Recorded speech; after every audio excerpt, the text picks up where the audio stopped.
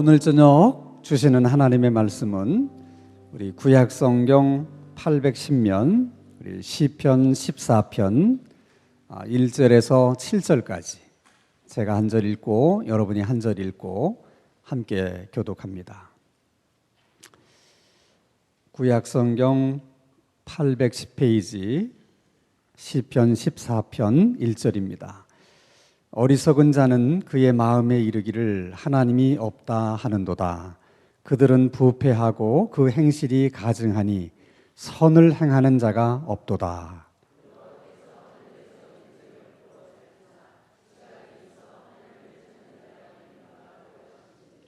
다 치우쳐 함께 더러운 자가 되고 선을 행하는 자가 없으니 하나도 없도다.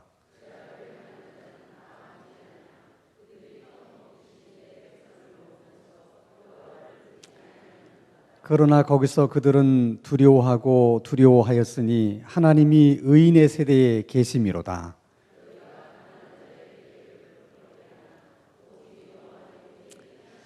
네, 7절 다 함께 이스라엘의 구원이 시온에서 나오기를 원하도다.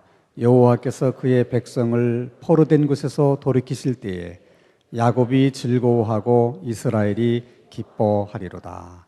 아멘.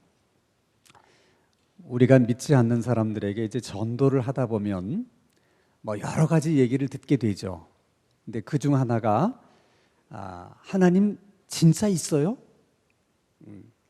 하나님 보셨어요? 그럼 하나님 보여주세요. 그러면 저도 믿을게요. 하나님이 정말 있다면 한번 증명해 보세요. 이런 얘기들을 많이 자주 듣게 돼요.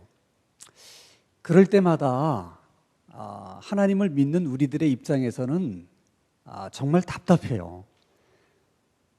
그럴 때 정말 하나님이 하나님 스스로 하나님이 있다는 것을 보여주시면 얼마나 좋을까, 그런 생각을 많이 하게 됩니다. 그렇게 말하는 사람에게 갑자기 천사가 나타나가지고 하나님은 계시다, 이렇게 한마디만 얘기해 주면 그냥 전도는 저절로 될 텐데, 근데 왜 그렇게 말하는 자들 앞에서 하나님은 아무 말씀도 안 하실까? 그 이유를 예수님께서 누가복음 16장에 부자와 나사로의 비유를 통해서 왜 그런지 그 이유를 설명해 주셨어요. 자, 어느 마을에 부자와 나사로가 살았는데 어느 날 둘 다 죽어서 부자는 지옥에 갔고, 그리고 거지 나사로는 천국에 가서 아브라함 품에 안기게 됐습니다. 지옥에 간 부자가 지옥에서 막 괴로움을 당하고 있던 터에 눈을 들어서 보니까 이 천국에 나사로가 아브라함 품에 안겨 있는 게 보이는 거예요. 그래서 아브라함에게 청을 했어요. 아브라함 품에 안겨 있는 저 나사로에게 손가락으로 물 한 방울만 찍어서 내 혀를 좀 서늘하게 좀 해주세요. 내가 이 불꽃 가운데서 정말 죽을 지경입니다. 그랬더니 아브라함이 안 된다는 거예요. 내가 있는 것과 나사로가 있는 이곳은 큰 구렁텅이가 가로놓여 있어서 네가 이쪽으로 올 수도 없고 또 나사로가 너 있는 쪽으로 갈 수도 없다. 그랬더니 그러면 또 한 가지 청이 있는데 이 청을 들어주세요. 이 땅에 내가 살던 그곳에 내 아버지의 집에 형제가 5명이나 있는데 나사로를 보내서 다른 형제들은 내가 있는 이 지옥에 오지 않게 해주세요. 그랬더니 또 이렇게 얘기합니다. 아브라함이 거기는 모세도 있고 선지자도 있기 때문에 그들의 말을 들으면 된다. 그랬더니 아닙니다. 나사로처럼 죽었던 사람이 다시 살아가게 되면 우리 형제들이 꼭 회개를 할 겁니다. 그랬더니 아니라는 거예요.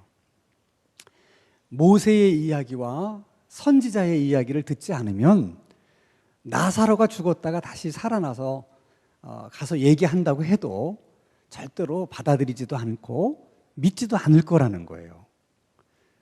그러니까 예수님이 말씀하신 모세나 선지자라고 하는 것은 오늘 우리식으로 얘기하면 예수 믿는 사람들이 복음을 전하는데 그 복음을 듣지 않으면, 그 전하는 복음을 믿지 않으면 죽었던 사람이 다시 살아나서 지옥에 대한 얘기를 하고 뭐 천국에 대한 얘기를 해도 믿지 않을 거라는 거예요. 왜 그럴까? 정말 우리 생각에는 죽었던 사람이 살아나서 얘기를 하면 믿을 것 같은데 정말 왜 그러는 걸까? 우리가 가끔 TV에서 청문회 하는 거를 생중계할 때가 있어요. 근데 그 청문회 하는 거를 보면 나는 예수님이 말씀하신 것이 조금은 이해가 돼. 청문회에 나온 사람들은 한 사람도 자기가 잘못했다고 하는 것을 미리 시인하거나 인정하는 사람이 한 사람도 없어요. 다 오리발을 내밀고 계속 모른대. 그러다가 결정적인 증거를 대면 그때서야 인정을 해요. 그 왜 그럴까? 그 사람들은 청문회 나올 때부터 굳게 다짐하고 결심하고 나온 거야. 절대로 얘기하지 않겠다. 이게 확실한 증거가 나타나기 전까지는 난 절대로 시인하지 않겠다. 그런 마음을 갖고 나왔기 때문에 끝까지 모른다고 그러는 것이고 끝까지 아니라고 얘기하는 거거든요. 여러분, 사람도 마찬가지예요. 처음부터 믿을 마음이 없는 사람은 아무리 얘기를 해도 뭐 죽었다가 다시 살아온 사람이 뭐 지옥 얘기하고 천국 얘기해도 소용이 없는 거예요.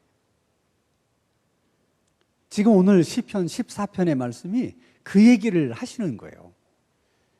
오늘 시편 14편 1절에 어리석은 사람은 그 마음에 이르기를 뭐가 없다고? 하나님이 없다. 그렇게 얘기한다는 거예요. 그게 어리석은 사람이라는 거죠. 근데 이 시편 14편에서 말씀하는 어리석은 사람은 지혜가 부족하거나 지식이 부족해서 뭘 잘 분간하지 못하고 사리 판단을 잘 하지 못하는 그런 사람을 가리키는 게 아니고 성질이 못돼 먹어가지고 그래가지고 사리 판단을 잘 하지 못하는 그런 사람을 말하는 거예요. 그러니까 어리석다고 하는 말이 다 같은 뜻이 아니에요. 예를 들어서 설명하면 이런 얘기입니다. 사무엘상 25장에 보면 이런 얘기가 있어요. 이제 다윗이 자기를 따르는 한 600명의 사람하고 계속 도망 다니잖아요. 그래서 한 번은 갈멜이라고 하는 들판에서 이제 야영을 하게 됐는데 그때 나발이라고 하는 사람이 그 다윗 사람들이 그 야영하는 곳에 양과 염소를 치고 있었는데 나발이 굉장한 부자예요. 그래서 양만 해도 3,000마리, 염소만 해도 1,000마리. 그걸 이제 방목을 하는 거예요. 방목을. 그러다가 이제 양털이 많이 자라나서 양털을 깎는 날이 왔어. 이렇게 양을 키우는 사람에게 양털을 깎는 날이란 농사 짓는 사람으로 말하면 추수하는 때야. 여러분, 추수를 하게 되면 농사꾼이 1년 동안 고생하다가 그날이 얼마나 즐겁고 기쁜 날입니까? 그리고 추수하는 날만큼은 모든 게 풍요롭거든요.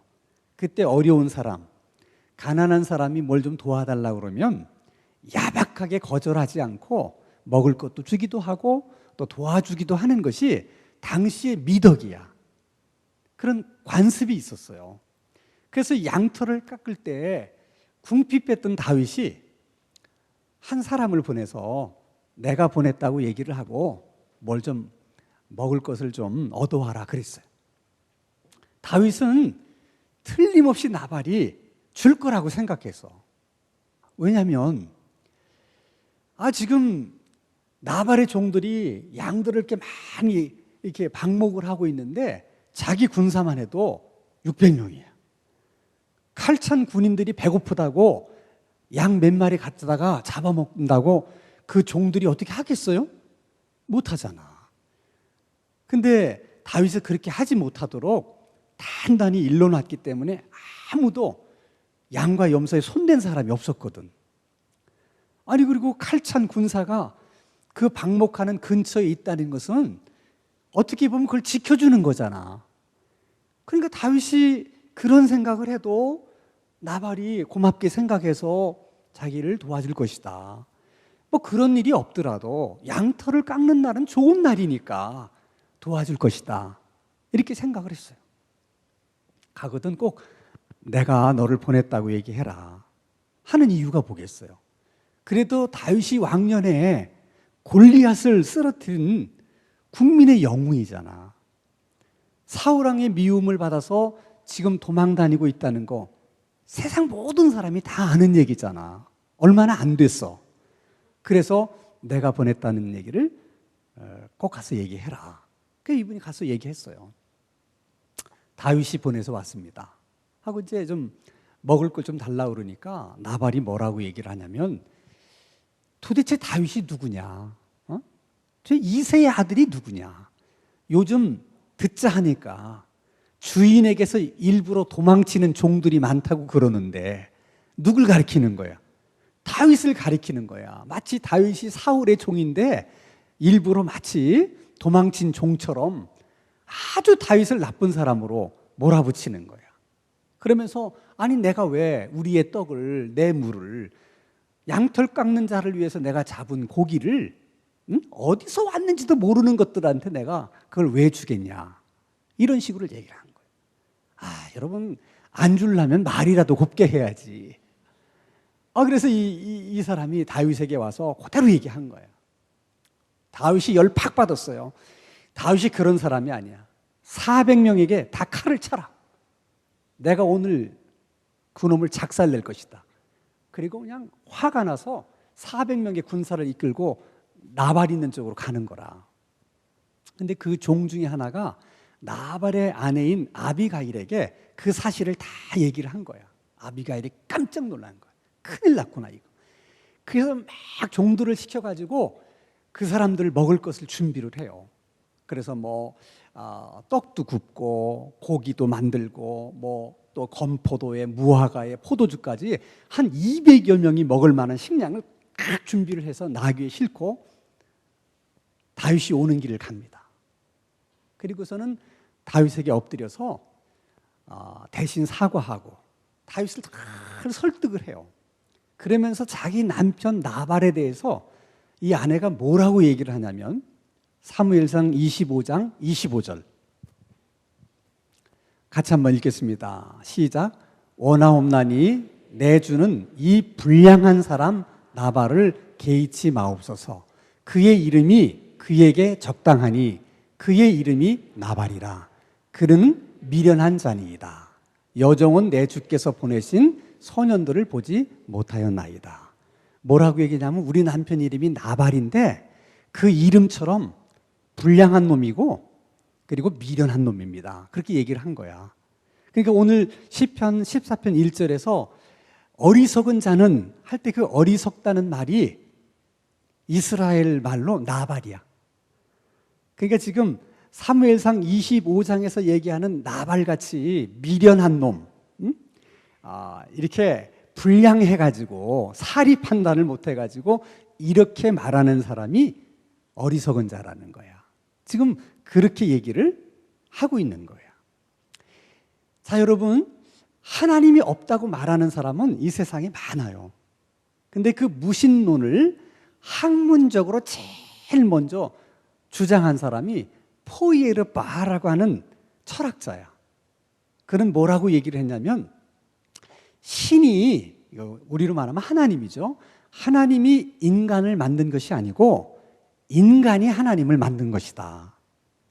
하나님이 정말 있기 때문에 하나님을 믿는 것이 아니라 하나님이 있었으면 좋겠다 하는 인간의 바램 때문에 하나님이 있는 것처럼 믿는 것이다. 이렇게 얘기를 했어요. 그가 그 얘기를 했을 때 그 얘기가 어떻게 보면 너무 세련된 거야. 그래서 그 얘기를 듣고 감동받은 사람이 한두 명이 아니야. 그래서 유럽에서 한동안 무신론이 확산이 됐어요.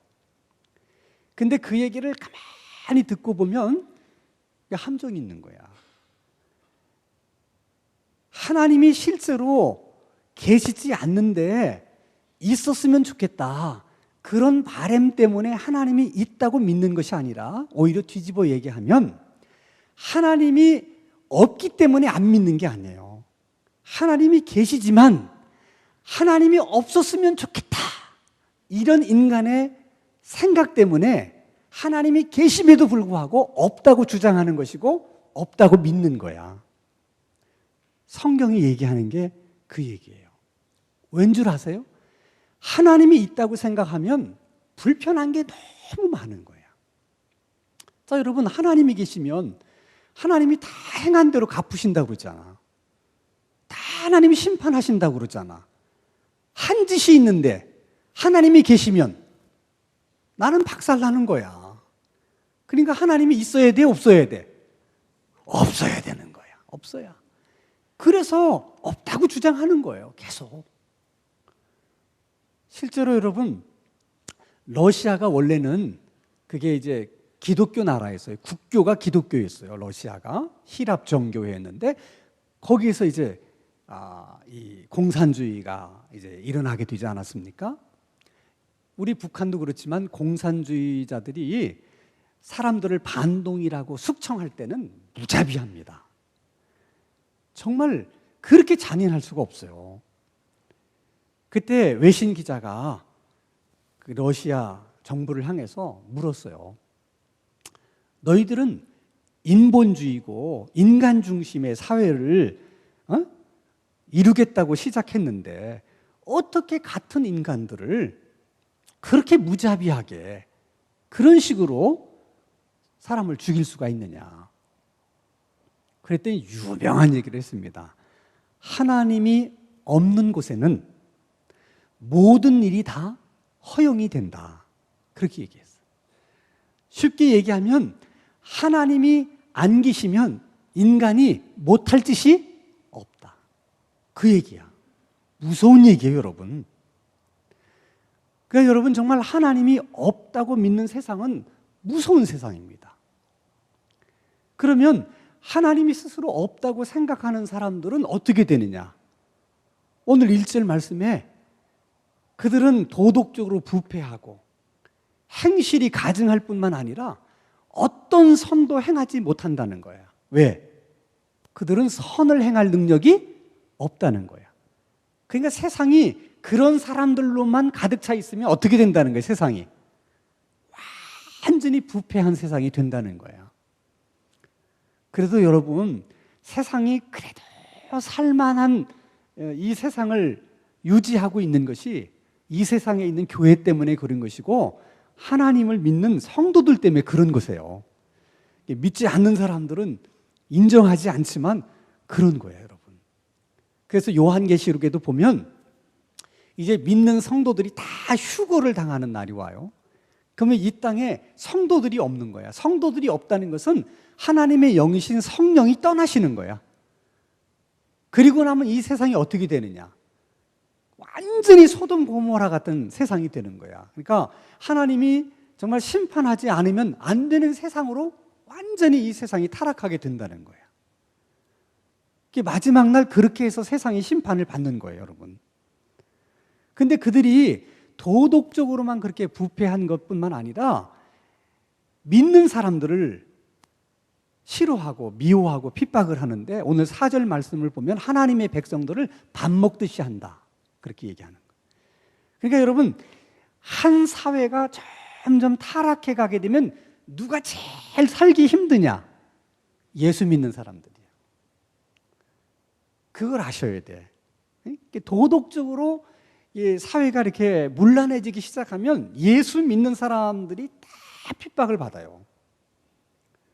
요즘이 그래, 요즘이. 미국에서도 한국에서도 보세요, 여러분. 뭐 동성애 문제라든지 동성 결혼 문제 때문에 지금 그걸 반대하는 유일한 기관이 교회야. 다 이슬람도 잠잠하고 불교도 잠잠하고 힌두교도 잠잠하고 그 어떤 세상의 종교도 그것에 대해서 문제를 삼는 사람들이 없어요. 아직 교회만 지금 그 얘기에 대해서 반대하고 막 그러니까 너무너무 싫어해. 다 싫어하는 거예요. 그러니까 여러분, 예수 믿는 사람들이 어쨌든 종말이 가까우면 가까울수록 이제 핍박을 받을 수밖에 없는 거야. 논리가 그렇게 전개가 돼요. 어쩔 수가 없는 거야.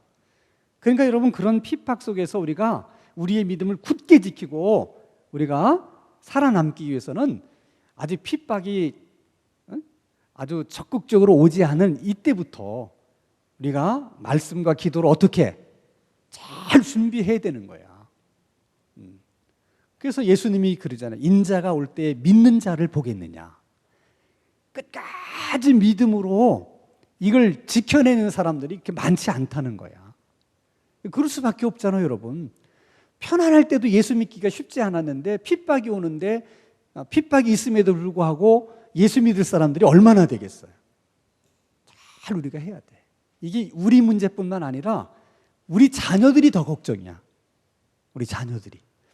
우리는 그런대로 기도도 할 줄 알고, 그래도 우리는 믿음이 뭔지도 알고, 그래도 우리는 은혜 체험들을 했기 때문에 우리는 좀 어려움이 와도 우리는 그래도 어떻게든 이걸 극복해 나갈 수 있는데, 우리 자녀들이 그렇게 할 수 있겠는가 하는 거예요, 여러분.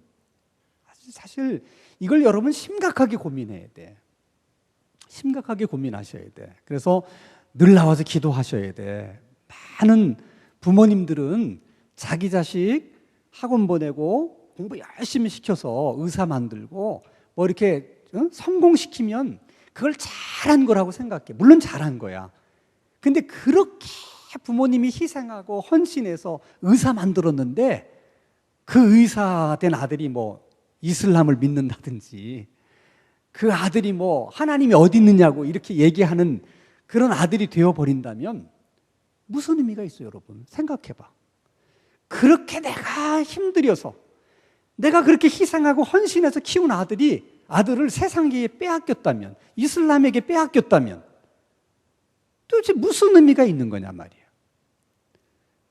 그걸 여러분이 심각하게 생각하셔야 돼. 그냥 애 공부 잘 시켜가지고 우리 애 뭐 교수한다, 의사한다, 그것만 여러분이 만족하고 기뻐하시면 안 돼. 근데 그 아들이 예수 잘 믿는 아들이어야 돼. 아멘? 그렇지 않으면 여러분이 하나님 앞에 가서 뭐라고 얘기하겠어요? 그러니까 기도해야 되는 거야. 그래서 열심히 자녀들을 위해서 우리가 기도를 열심히 할 필요가 있는 거예요. 그래서 우리가 무슨 하나님이 있느냐 없느냐 이런 논쟁이 붙을 때 너무 뭐 하나님이 계시다는 것을 내가 막 지식적으로 증명하려고 그러고 막 논리적으로 증명하려고 그럴 필요 없어요. 하나님이 계시다고 하는 문제는 논리나 지식의 문제가 아니라 그건 도덕적인 문제고 죄의 문제거든요.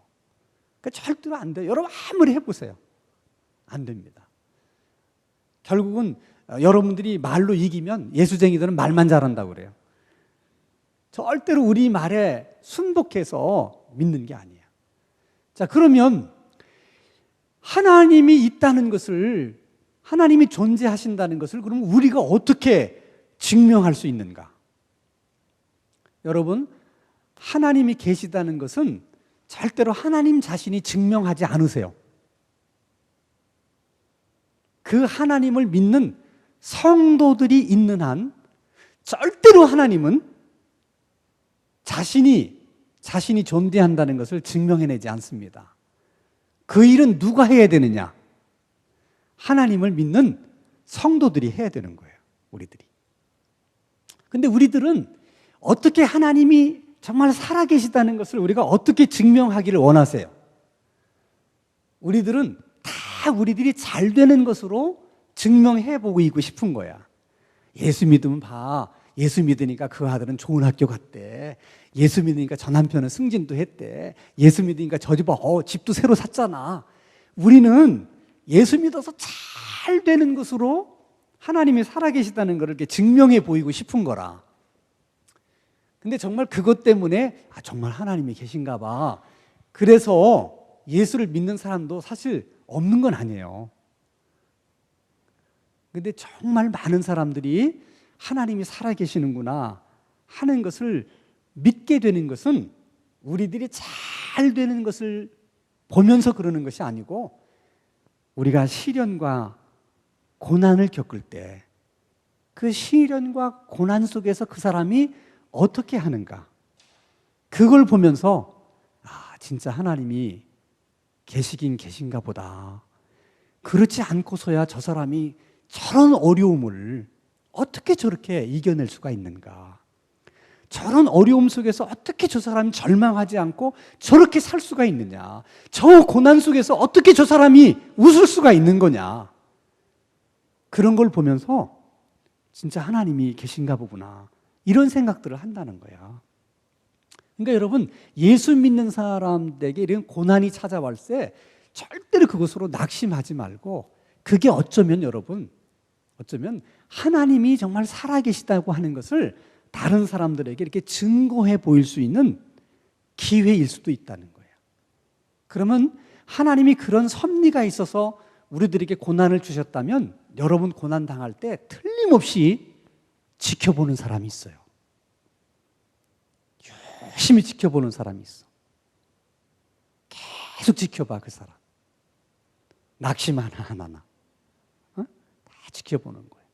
근데 정말 그 속에서 믿음으로 그걸 딱 극복해내면 지켜보던 사람들이 진짜 저 사람이 믿는 하나님이 있긴 있는가 보다, 정말 천국도 있고 지옥도 있는가 보다, 그러는 거예요. 근데 오늘 예수 믿는 사람들의 문제는 뭐냐? 입으로는 잘 증거를 해. 입으로는 하는데, 입으로는 하나님이 계시다고 얘기를 하면서 삶으로는 하나님이 없다고 또 얘기를 하네. 그게 세상 사람들이 헷갈리는 거야. 아니, 말로 하나님이 계시다고 얘기를 하면 그 삶으로도 하나님이 계시다고 얘기를 해야 될 텐데, 말로는 하나님이 계시다고 막 열심히 얘기해. 말을 들을 땐 진짜 있는 것 같아. 삶을 보면 또 없다고 얘기하네. 멀리 갈 것도 없어요.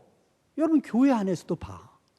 진짜 하나님이 살아계셔서 내가 말하는 것을 다 듣고 계시고, 내가 행동하는 것을 다 지켜보시고, 그리고 행한 대로 다 갚으시는 하나님이라고 정말 내가 그렇게 믿는다면, 내가 어떻게 남 뒤에서 남 없는 얘기 할 수 있고, 그러니까 험담할 수 있고 그럴 수 있냐는 거야. 그래 안 그래? 아니, 지금 내가 하고 있는 그 얘기를 하나님이 다 듣고 계시고, 내가 말한 대로 갚으시는 하나님이라는 걸 내가 정말 그렇게 믿는다면 어떻게 그렇게 할 수 있냐는 거예요. 안 믿는 거예요. 그러니까 사실은. 왜 그러느냐? 이게 여러분, 오늘 예수 믿는 사람들의 큰 이제 함정 중에 하나인데, 구원에 대한 오해가 너무 많아요. 우리 이 기독교에는. 왜냐하면 종교개혁이 일어날 때 천주교가 너무 많이 타락을 했어요. 근데 천주교가 타락한 가운데 아주 중요한 그 타락의 주제가 뭐냐면, 사람이 구원받는데 예수님을 믿는 믿음만 가지고는 안 되고 행동이 있어야 된다는 거예요. 행위가. 선행도 해야 된다. 그 선행 가운데는 면죄부 사는 것도 있어요. 근데 이 두 가지가 필요하다고 강조를 하다 보니까 나중에 어떤 쪽을 더 많이 강조를 하겠어? 네, 행위를 너무 많이 강조를 하는 거야. 그러다 보니까, 그러면 예수님이 우리를 위해서 구원하시기 위해서 십자가에 돌아가셨는데 그것만 가지고는 인간이 구원받을 수 없다면, 그러면 예수님이 십자가에 못 박혀 돌아가신 거는 뭔가 부족한 거잖아. 그래 안 그래? 나도 답답해. 한번 얘기 좀 해봐요. 아니, 우리가 구원받는데 예수 믿는 믿음 말고 뭐 또 다른 걸 해야 된다면 결국 예수님이 십자가를 지신 거는 완전한 게 아니잖아. 뭐 2%가 부족하든 10%가 부족한 거잖아. 그래 안 그래? 그럴 수가 있어요, 없어요? 없는 거야. 그럴 수가 없는 거야. 어떻게 하나님의 아들이신 예수 그리스도의 죽음에 부족함이 있을 수 있습니까? 그거 안 되는 거야. 그래서 구원은 믿음으로만 받는다. 이걸 천주교 때문에 그 얘기를 강조하다 보니까 나중에 어떻게 됐냐? 이제 믿으면 구원 받았으니까 이제 뭐 죄를 짓든 뭐 하든 아무 상관이 없다. 그런 쪽으로 이해를 한 거야. 너무 그걸 강조하다 보니까 그런 오해들이 있는 거라. 근데 그렇지 않아요, 여러분. 잘 들으셔야 돼요. 구원은 믿음으로만 받아요. 그러나 받은 구원은 반드시 그 사람의 삶을 통해서 증명하게 돼 있어요. 예를 들면, 자, 우리가 어떻게 해서 구원받는지를 보세요. 과정을, 자, 예수님이 하나님의 아들이라는 것을 내가 입으로 고백하고 마음으로 믿죠? 그거를 다 종합해서 하는 것이 뭐냐면 영접 기도야. 그래서 하나님, 내가 죄인임을 고백합니다. 내가 지금까지 하나님을 몰라서 하나님을 잘 섬기지도 못했고 또 하나님께 영광을 돌려드리지도 못했습니다. 그러나 내가 이제 복음을 듣고 제가 깨달았습니다. 그래서 내가 이제 나의 죄를 하나님 앞에 고백하고 또 예수님이 내 죄를 위해서 대신 돌아가셨다는 것도 제가 믿습니다. 그러니까 이제 예수님께서 내 마음속에 들어오셔서 이제 내 삶의 주인이 되어 주십시오. 그렇게 우리가 기도하죠. 영접 기도를. 그래서 우리가 이제 구원을 받는 거야. 그러면 분명히 나를 위해서, 나를 구원하시기 위해서 십자가를 지신 그 예수님을 내가 이제 내 삶의 주인으로 모셔드린다고 하는 것이 그게 구원이거든. 그러면 예수님을 내 삶의 주인으로 모셔드렸으면 예수님이 정말 내 삶의 주인이 되도록 그렇게 살아야 돼, 안 살아야 돼? 근데 기도는 그렇게 했다고 그러는데 사는 걸 보니까 여전히 내가 주인이야. 그러면 정말 그 사람이 영접 기도를 한 것이, 그 사람이 회개를 한 것이 진실로 그렇게 기도했는지 의심할 수밖에 없잖아. 그래, 안 그래? 안 그래? 당연한 거예요, 여러분. 그러니까 내가 내 삶에 정말 예수님이 주인이 아니고 여전히 내가 주인이라면 내가 그 영접 기도를 정말 진심으로 안 했을 수도 있다는 거야. 다시 말하면 내가 진심으로 그렇게 기도한 것이 아니기 때문에 예수님이 내 안에 안 들어오셨을 수도 있다는 거야, 그게. 나만 그렇게 믿는 것이지. 그러니까 반드시 예수 믿는 사람은, 그래서 예수가 내 마음속에 들어오시고 성령이 내 안에 들어오시면 반드시 그 사람에게는 변화가 일어날 수밖에 없고 또 일어나야만 된다는 거야. 그래서 예수 믿는 사람들은 하나님께서 주신 구원에 대한 응답으로 내가 구원을 정말 받았습니다 하는 반응을 보여야 될 거 아니야. 그렇죠? 아니, 하나님은 줬다고 그랬는데 나는 안 받은 것 같다 그러면 돼, 안 돼? 하나님이 줬다고 그랬으니까 난 정말 받았습니다 그래야지. 그러니까 하나님이 나에게 구원을 주셨다는 것을 나는 정말 받았습니다 하는 것으로 표현하는 게 뭐냐면 내 삶이거든, 그게. 근데 그 삶도 내 노력으로 내가 변화를 하려고 그러는 게 아니에요. 절대로 인간의 변화는 내 힘과 노력으로 되는 게 아니야.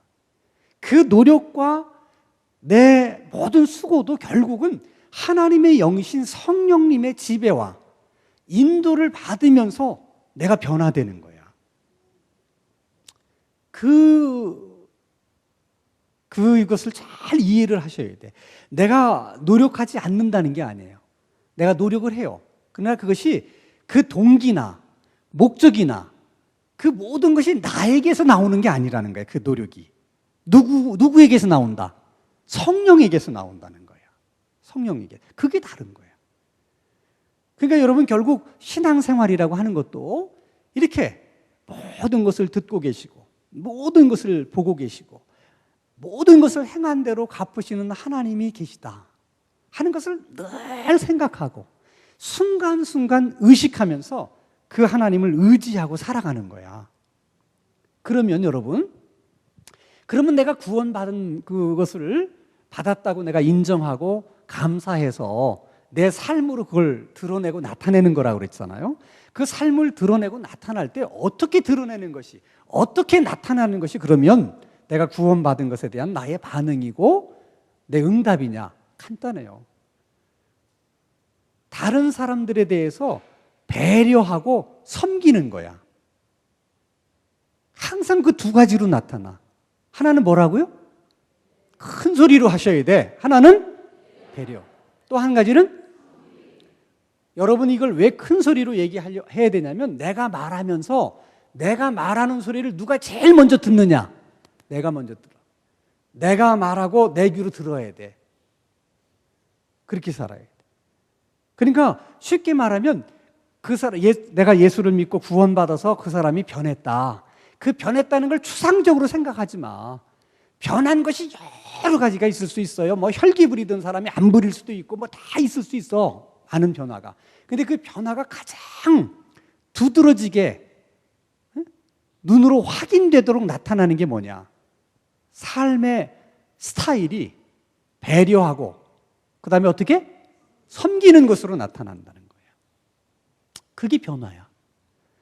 그 사람의 성화라고 하는 것도 물론 여러 가지 척도로 그 성화된 것을 측정할 수가 있는데 가장 표면적으로 드러나는 것은 얼마나 그 사람의 삶의 자세가 배려적이고 또 섬김의 자세인가. 그거야. 그게 많이 되어 있는 사람을 보고 성화되었다고 보는 거예요, 우리가. 물론 그 속에는 더 많은 것들이 있지만은 가장 심플하게, 단순하게 설명하면 그거야. 그러니까 여러분들이 내가 구원받았다고 하는 것을 어떻게 여러분들이 증명해 내시겠어? 어떻게? 그렇죠. 배려하고 어떻게? 섬기는 거. 그걸 통해서 여러분들이 하는 거예요. 그러니까 배려하는 것도 섬기는 것도 내 힘으로 하는 게 아니라 누구의 힘으로? 성령님의 힘으로. 그거예요.